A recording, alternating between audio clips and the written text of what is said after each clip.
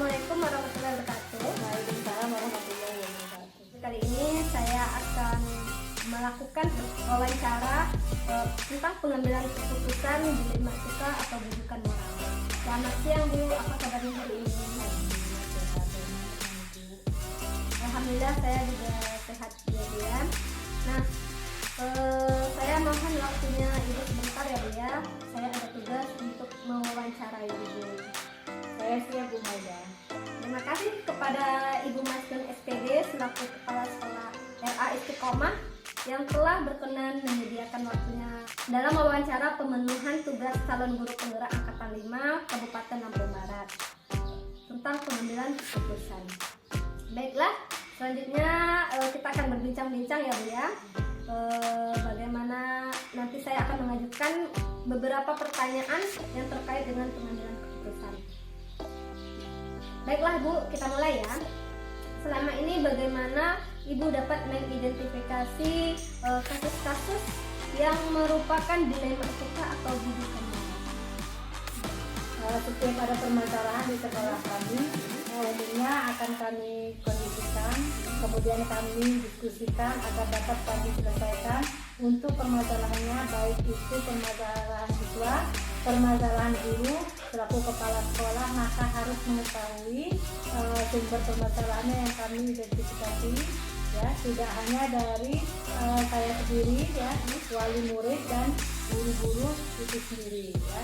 Setelah kami identifikasi, selanjutnya kami secepatnya akan selesaikan permasalahan tersebut. Jadi begitu ya Bu ya, cara Ibu untuk mengidentifikasi kasus-kasus yang merupakan dilema etika atau bujukan moral. Selama ini bagaimana Ibu menjalankan pengambilan keputusan di sekolah Ibu, terutama untuk kasus-kasus di mana ada dua kepentingan yang sama-sama benar dan sama-sama mengandung nilai kebajikan? Dalam pengambilan keputusan di sekolah, ya, terutama untuk kasus-kasus di mana ada dua kepentingan yang sama-sama benar atau sama-sama mengandung nilai kebajikan, maka kami akan mengadakan musyawarah bersama agar tidak salah dalam menimbang dalam mengambil keputusan. Kami sama-sama menelaah keputusan, ya, menimbang dalam pengambilan keputusan. Kami akan bagaimana yang terbaik yang akan kami pilih, dan tentunya harus berpihak kepada murid. Wah, sangat bagus sekali ya Bu. Tidak akan mengambil keputusan sendiri, tetapi Ibu akan mengambil keputusannya secara musyawarah bersama guru-guru yang ada di sekolah Ibu ya, agar bisa mengambil keputusan yang tepat ya. Lalu langkah-langkah atau prosedur seperti apa yang biasa Ibu lakukan selama ini dalam pengambilan keputusan? Baiklah Bu, ya, langkah yang pertama dalam mengambil keputusan yaitu yang pertama dengan mengidentifikasi permasalahan dengan cara kedua belah pihak yang bersangkutan yang bermasalah, ya, akan kami hadirkan, kemudian kami tanya permasalahannya dan bagaimana sehingga titik temu dari permasalahannya sudah kita terima, dan akhirnya kita bisa dengan mudah menyelesaikan masalah tersebut. Itulah cara kami untuk menyelesaikan permasalahan yang ada sehingga tidak ada pihak yang merasa dirugikan dalam pengambilan keputusan untuk menyelesaikan masalah tersebut. Tentunya dengan pengambilan jalan terbaik bagaimana supaya masalah tersebut dapat terselesaikan, dan hal yang terpenting dalam menyelesaikan masalah adalah berpihak kepada peserta didik, serta untuk menyelesaikan permasalahan itu harus berkolaborasi dengan pihak yang terkait, yaitu guru dan wali murid serta lingkungan masyarakat sekitar. Oh begitu ya Bu ya, langkah-langkah Ibu dalam menyelesaikan permasalahan, yaitu menghadirkan kedua belah pihak agar tidak ada yang merasa dirugikan ya. Lalu adanya keberpihakan kepada peserta didik dan kolaborasi dengan seluruh pihak-pihak terkait ya. Wah, luar biasa Bu, sangat bagus sekali. Nah, kemudian hal-hal apa saja yang selama ini Ibu anggap efektif dalam pengambilan keputusan pada kasus-kasus dilema etika? Hal yang selama ini saya anggap efektif dalam pengambilan keputusan adalah menurut saya yang bersangkutan atau yang terdapat masalah kita panggil ya, sehingga di belakangnya nanti mereka yang bermasalah pasti tidak ada yang merasa dirugikan dan saling menerima. Kemudian yang bermasalah setelah melakukan mediasi merasa puas dengan apa yang kita putuskan. Semua demi kepentingan bersama, dan yang paling penting bahwa pengambilan keputusan selalu berpihak kepada murid atau peserta didik. Sangat bagus sekali ya Bu ya. Dengan adanya mediasi tersebut, yang bersangkutan akan merasa puas dan tidak ada yang merasa dirugikan ya Bu ya. Lalu hal-hal apa saja yang selama ini merupakan tantangan dalam pengambilan keputusan pada kasus-kasus dilema etika? Yang selama ini merupakan tantangan dalam pengambilan keputusan di era tadi, tentunya tidak semua permasalahan dapat terselesaikan. Kadang muncul kendala, di mana kendala-kendala yang ada sebaiknya kita hadapi dengan sabar dan hati yang lapang. Namun dalam hal ini tetap kita tidak lanjut ya, serta kita selesaikan agar hal tersebut tidak makin bertambah. Pada kasus dilema etika, kita dalam menghadapi nilai-nilai kebajikan mendasari yang bertentangan inilah kadang menjadi tantangan bagi kami dan menimbang untuk pengambilan keputusan.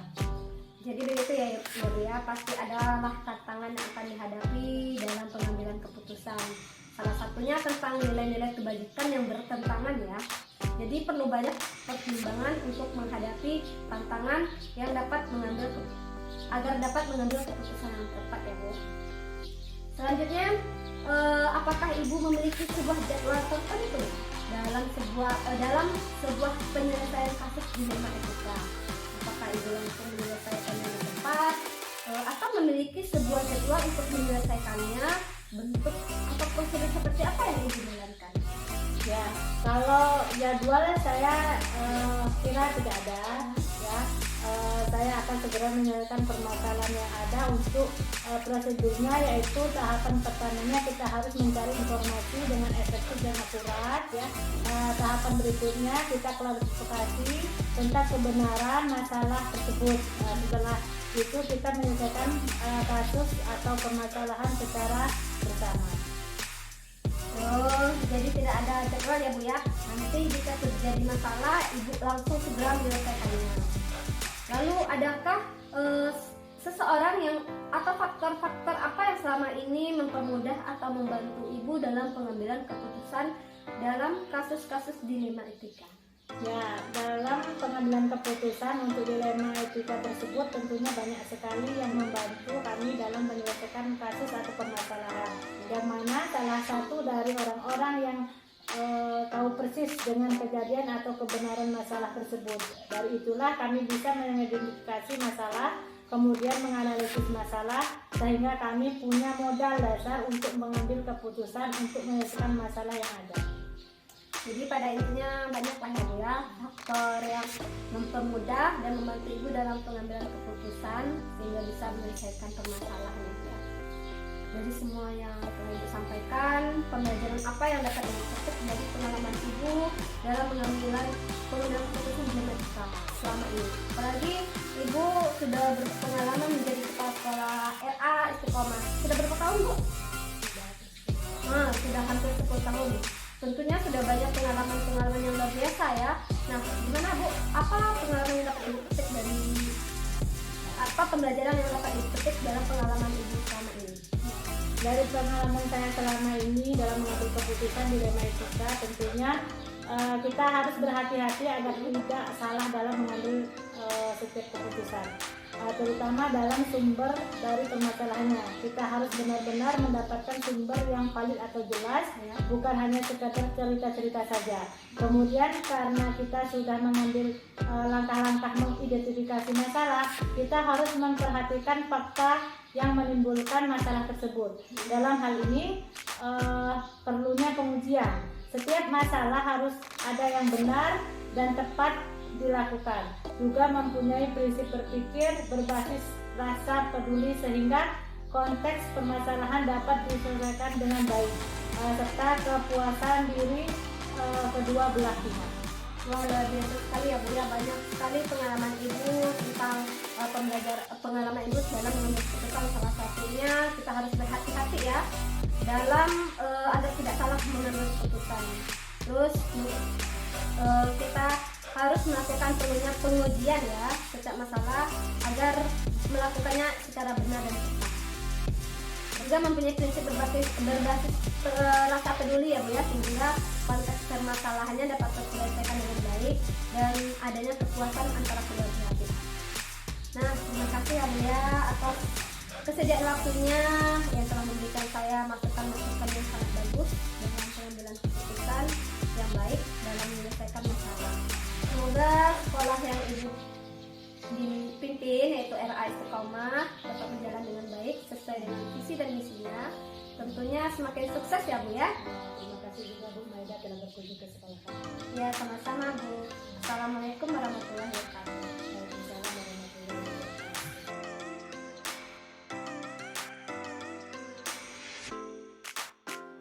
Assalamualaikum warahmatullahi wabarakatuh. Waalaikumsalam warahmatullahi wabarakatuh. Selamat siang Bapak. Apa kabar hari ini Pak? Selamat siang juga Bu. Alhamdulillah. Alhamdulillah Bapak baik dan sehat juga ya. Nah, begini Pak, saya mohon waktunya Bapak sebentar. Saya ada tugas wawancara Bapak tentang praktik pengambilan keputusan yang telah Bapak jalani selama ini. Apakah Bapak bersedia? Ya, Baiklah, terima kasih kepada Bapak Ati, SPDAUD, selaku Kepala Sekolah Sekolah Pendidikan Ibu yang telah berkenan menyediakan waktunya dalam wawancara pemilihan tugas calon guru penggerak agama Kabupaten Majalaya tentang pengambilan keputusan. Baiklah, selanjutnya saya akan membagikan dengan Bapak Ati dan akan mengajukan beberapa pertanyaan yang terkait dengan pengambilan keputusan. Sudah bisa? Baiklah, kita mulai ya Pak ya. Selama ini bagaimana Bapak dapat mengidentifikasi kasus-kasus yang merupakan dilema atau rujukan moral? saya sebagai kepala sekolah untuk mengetahui memetakan dan mengidentifikasi kasus yang merupakan dilema ya, maka kita harus paham dulu apa itu dilema etika. Dilema etika itu adalah sebuah keadaan yang keduanya memiliki bobot yang sama benar-benar, bukan masalah ya. Dari dua hal yang benar-benar itu, maka seorang kepala sekolah namanya harus mampu memilih yang paling sesuai, terutama yang terkait dengan keyakinan atau kebajikan yang nantinya akan dianggap seperti antara keadilan dan bagaimana cara saya memetakan kasus dilema etika, yaitu salah satu contohnya pada pengetahuan kita guru ya. Ada salah satu guru saya yang sering tidak masuk sekolah ya. Padahal pada peraturan untuk kegiatan pokok melaksanakan pelajaran atau bimbingan harus memenuhi beban kerja guru paling sedikit 24 jam. Lalu juga tetap tatap mukanya perlu. Sedangkan guru tersebut tidak memenuhinya dan ini sudah merupakan kasus dari etika yang harus diselesaikan. Seharusnya saya memberikan sanksi yang tegas sesuai aturan kepada guru tersebut. Tetapi dengan adanya rasa kasihan, saya terhadap guru tersebut, saya mempertimbangkan alasan kenapa guru tersebut tidak masuk sekolah. Oleh karena itu, nilai kebajikan yang menjadi dasar tentunya dalam pengambilan keputusan, ya, yaitu nilai bukan yang rasa peduli, ya, nilai kewajiban rasa peduli terhadap guru, dan rasa peduli itu menjadi sebuah prinsip dalam pengambilan keputusan juga. Oh, jadi begitu ya Pak ya, cara Bapak mengidentifikasi kasus dinamika atau bukan. Nah, selama ini bagaimana Bapak menjalankan pengambilan keputusan di sekolah Bapak, terutama untuk kasus-kasus di mana ada dua kepentingan yang sama-sama benar atau sama-sama mengandung nilai kebaikan? Oh ya, Bu. Nah, dalam menjalankan pengambilan keputusan di sekolah, ya, terutama untuk kasus-kasus di mana ada dua pilihan yang sama-sama benar atau sama-sama mengandung nilai kebaikan, maka kami akan mengadakan musyawarah bersama agar agar tidak salah dalam menimbang dalam pengambilan keputusan. Kami akan sama-sama menelaahnya, ya, akan sama-sama menelaah keputusan mana yang terbaik, ya, yang akan dipilih. Terkadang memang benar untuk berpegang teguh pada peraturan, tapi terkadang membuat pengecualian juga tindakan yang benar. Ya, kita bisa memilih untuk berlaku adil dengan memperlakukan hal yang sama, ya, yang sama bagi semua, atau membuat pengecualian dengan alasan penyerahan hati dan kasih sayang. Wah, sangat bagus sekali ya Pak ya. Bapak tidak akan mengambil keputusan sendiri, tetapi akan melakukan musyawarah juga bersama guru agar bisa mengambil keputusan yang tepat ya. Lalu langkah-langkah atau prosedur seperti apa yang biasa Bapak lakukan selama ini dalam mengambil pengambilan keputusan? Baiklah Bu ya. Langkah-langkah yang kami lakukan dalam menyelesaikan satu masalah adalah yang pada akhirnya saya pengambilan keputusan. Poinnya adalah nilai kebajikan, rasa peduli. Maka langkah yang saya lakukan yaitu saya sudah menentukan nilai kebajikan tersebut. Ya.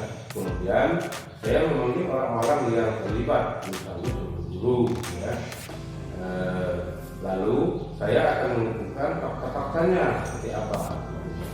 Kemudian setelah terkumpul fakta, kita adakan suatu diskusi musyawarah atau musyawarah dalam penyelesaian masalah tersebut.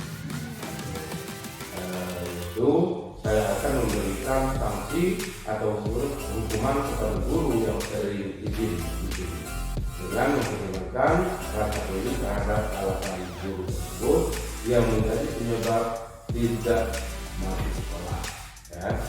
Tetapi saya akan memberikan sanksi yang tegas jika guru tersebut memang malas masuk ke kelas dan tanpa alasan yang tepat, dan alasan yang tepat dan jelas. Mengapa ia tidak masuk?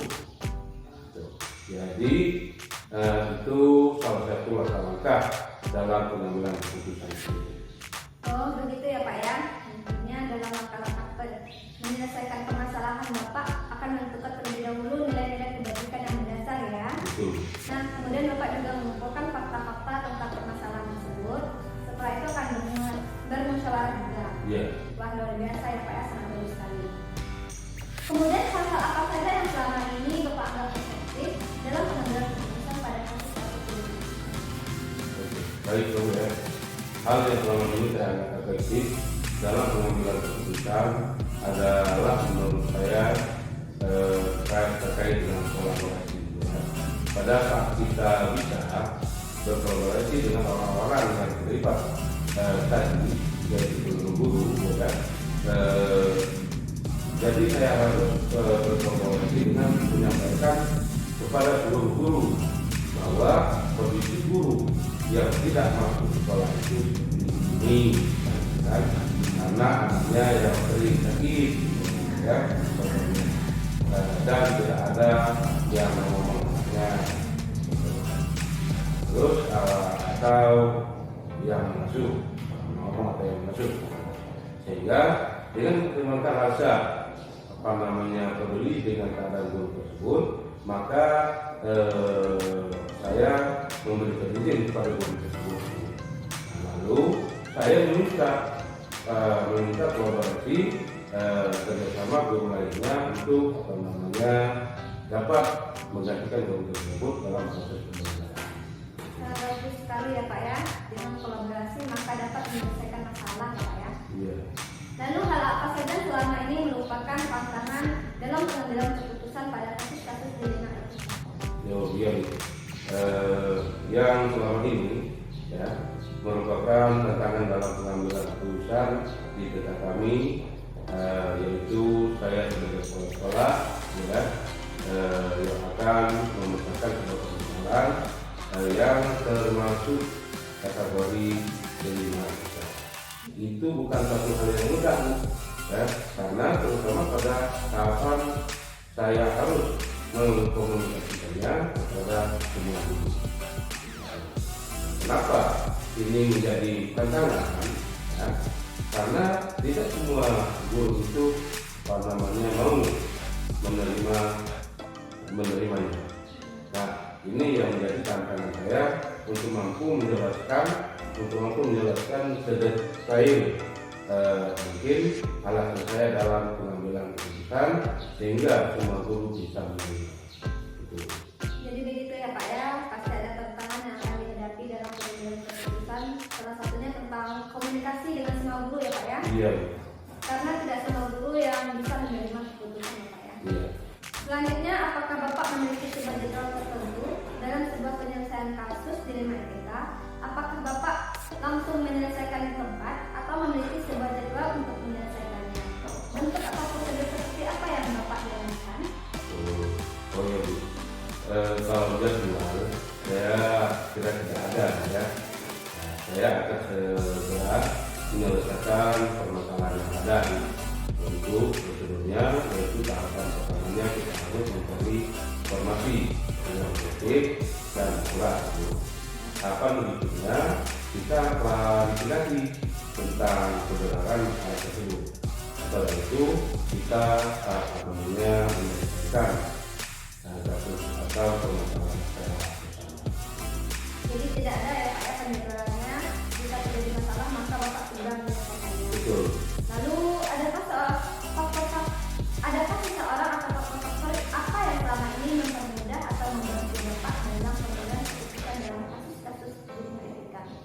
Oh iya Bu. Jadi dalam pengambilan keputusan untuk etika tersebut, ya, tentunya banyak sekali yang membantu saya, ya, dalam menyelesaikan kasus permasalahan.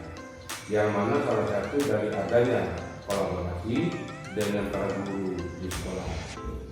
Guru lainnya bisa menggantikan guru yang tidak hadir atau datang ke sekolah. Ya. Nah, jika tidak ada kerjasama ini, maka proses pembelajaran pun akan terhambat. Jadi pada intinya banyak ya Pak ya faktor-faktor yang mempermudah dan membantu Bapak dalam mengambil keputusan sehingga bisa menyelesaikan masalah ya Pak ya. Betul. Salah satunya kolaborasi guru di sekolah ya Pak. Iya. Dari semua hal yang telah disampaikan, pembelajaran apa yang dapat Bapak petik dari pengalaman Bapak dalam mengambil keputusan ini?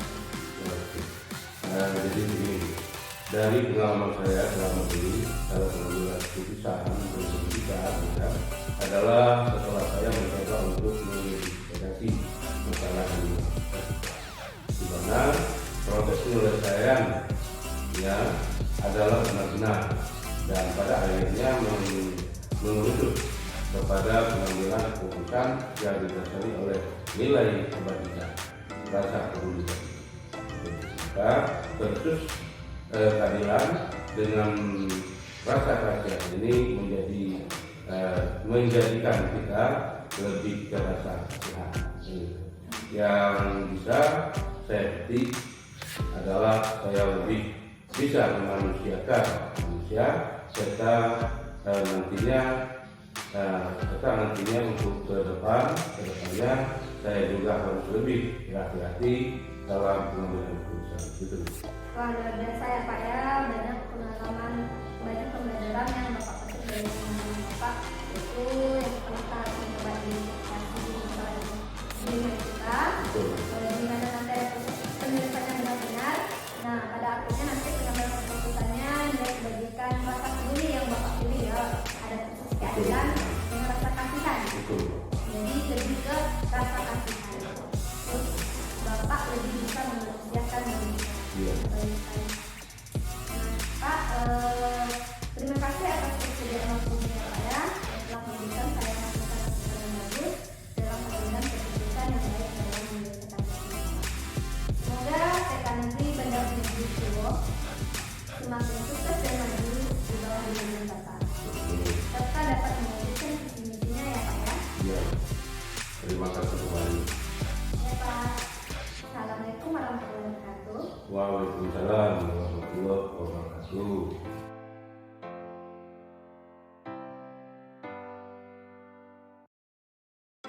Assalamualaikum warahmatullahi wabarakatuh.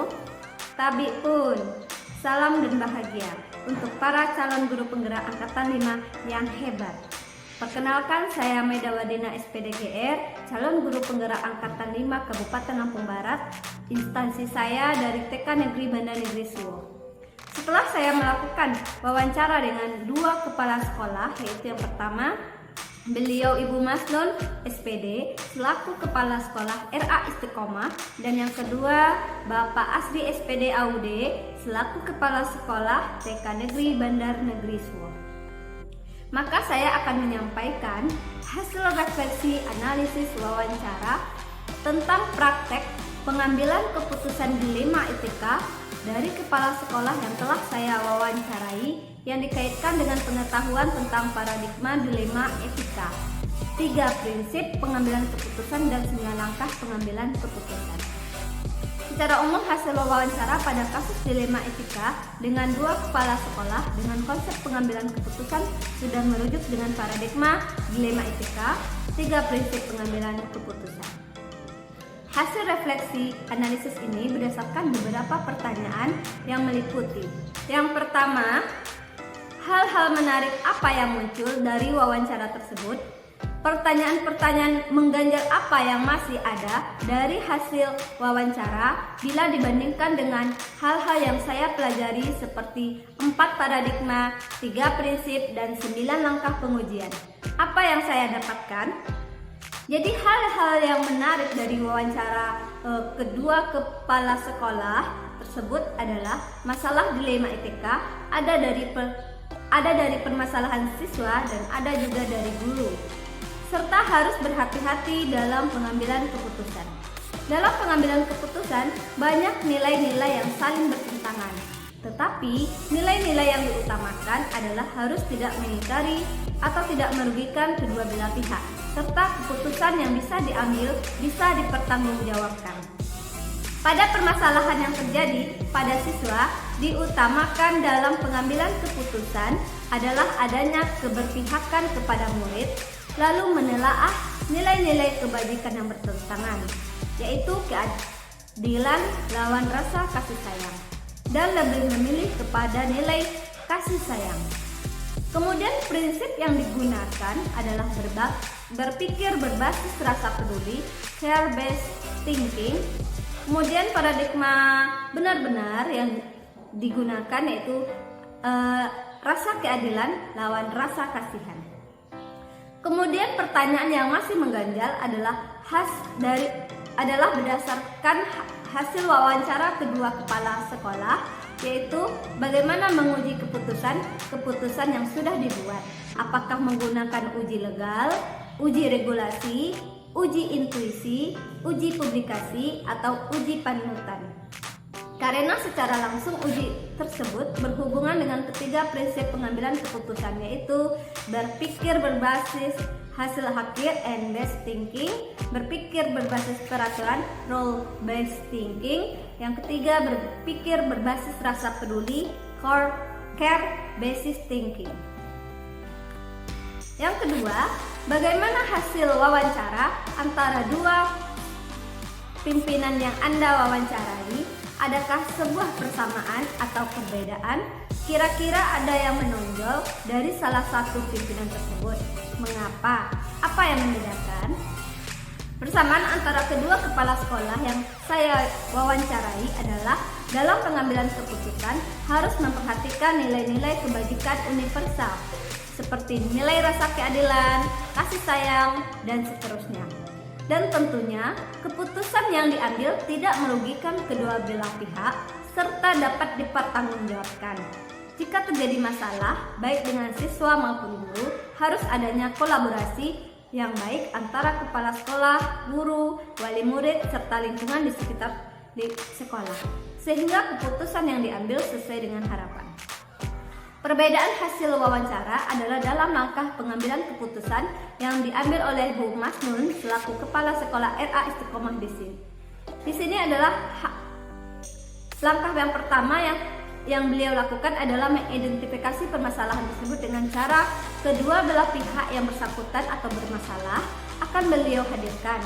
Kemudian beliau akan tanya permasalahannya apa dan bagaimana, sehingga titik temu dari permasalahannya sudah diterima dan akhirnya beliau bisa menyelesaikan dengan mudah permasalahannya sehingga tidak ada yang merasakan dirugikan dalam pengambilan keputusan.